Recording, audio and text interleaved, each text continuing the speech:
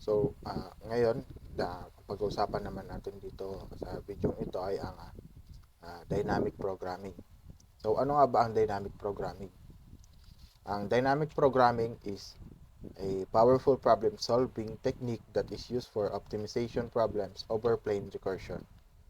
Its idea is to simply store the results of subproblems so that we do not have to recompute them when needed later. This approach is particularly useful for problems with overlapping subproblems and optimal substructure, allowing it to significantly reduce time complexity and improve the efficiency of algorithmic solutions. So, ang dynamic programming daw ay isang problem-solving technique kung saan mas pinasisimple niya yung pag-solve ng mga problem. Uh, ang pagkakaiba niya sa recursion is yung recursion is uh, mag-solve ka ng problem, then parang yung na-solve mo is may remainder pang pwedeng i-solve, isa-solve niya ulit. Sa dynamic programming naman is pag sinolve mo na yon, yung pwedeng i-solve pa is ini-store niya, and then uh, hindi mo na kailangan i-solve ulit dahil na-optimize na ng dynamic programming. So, dito, meron akong program na nagde-demonstrate nito, dynamic programming. So, gagamit dito tayo ng knapsack algorithm technique gamit ang dynamic programming. So, sa code na ito ay ang problem is merong 10 songs, and kada song meron siyang specific seconds or duration time and endorphins. So, ang isolve natin dito is what is the best songs na i-play, and based on sa bibigay nating maximum duration, and then yung kung alin yung pinaka max out yung endorphins na magagamit niya. So,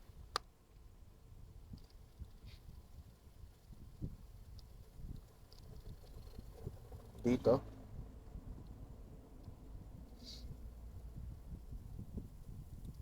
maglalagay lang tayo kung ilang seconds, sabihin natin na 500.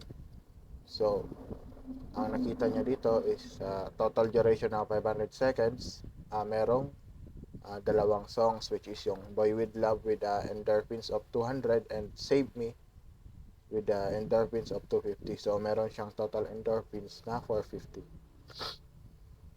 Sa sunod naman, kung maglalagay tayo ng 5,000 seconds, so maglalabas siya dito ng 1, 2, 3, 4, 5, 6, 7, 8, 9, 10, tabi isa, 2, 3, 4, 5, 6. Naglabas siya ng 16 songs. Bale, naubos niya yung 10 songs, then nag-repeat ulit siya kung alin ng pwede pa na madagdag na songs. So, sa 5,000 seconds, meron tayong totals na 3,750 endorphins. So, paano naman kaya kung 30,000 yung ilagay natin? 30,000 max duration.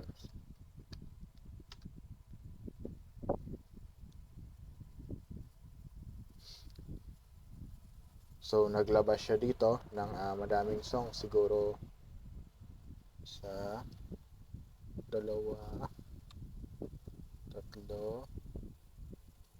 8,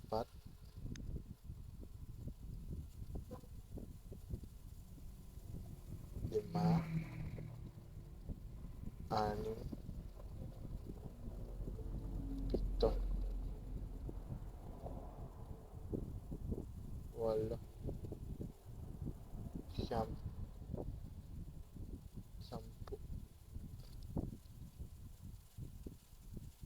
Naglabas siya ng 103 songs total. So, meron tayong 30,000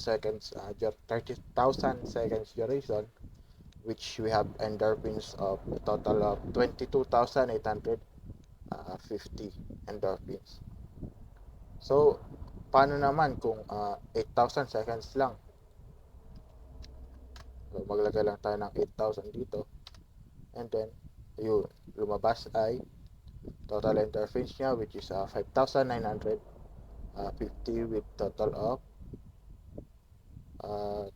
34 songs.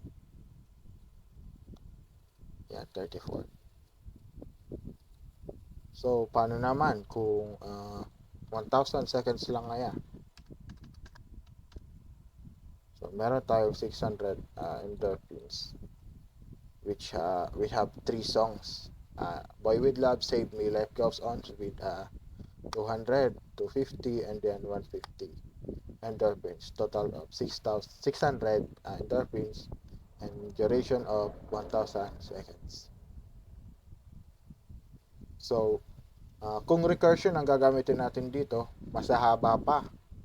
And then, matagal yung time complexity natin, and yung space complexity natin is mabagal. So, dito kasi sa dynamic programming, makikita natin dito na maikli lang yung time duration natin, and then yung space complexity natin is hindi siya gaanong kabigat dahil meron lamang itong time complexity na O of n raised to W, which is n is the number of songs and W would be na maximum duration. And yung space complexity naman natin is On raised to W naman, because di gumagamit tayo ng 2D array with a dimension of n plus 1 times W plus 1. So, hindi siya gaanong mabigat. So, nakita naman natin kanina na mabilis siya and hindi siya gaanong mahaba dahil yung yun ang concept ng dynamic programming. So, sana may natutunan kayo, and hanggang dito muna lang ang video ito.